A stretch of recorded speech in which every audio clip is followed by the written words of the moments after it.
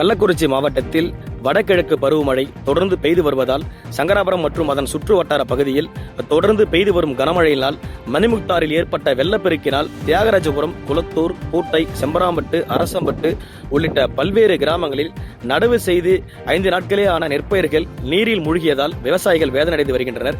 உடனடியாக அந்த பகுதியில் கால்வாய் அமைத்து மழைநீரை வெளியேற்ற விவசாயிகள் கோரிக்கை வைத்து வருகின்றனர்.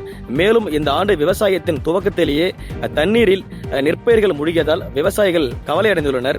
இதுகுறித்து அதிகாரிகள் ஆய்வு செய்து நடவடிக்கை எடுக்க வேண்டும் என்று விவசாயிகள் கோரிக்கை விடுத்துள்ளனர். மேலும் 50 ஏக்கர் நெற்பயிர்கள் நடவு செய்து வெறும் 5 நாட்களே ஆன நெற்பயிர்கள் முழுவதும் தண்ணீரில் மூழ்கியது. இதனைத் தொடர்ந்து வயல்வெளிகளில் தேங்கி நிற்கும் தண்ணீரை அப்புறப்படுத்த வேண்டும் என அந்த பகுதியில் வசிக்கும் விவசாயிகளின் நீண்ட நாள் கோரிக்கையாகவே உள்ளது என்பது குறிப்பிடத்தக்கது.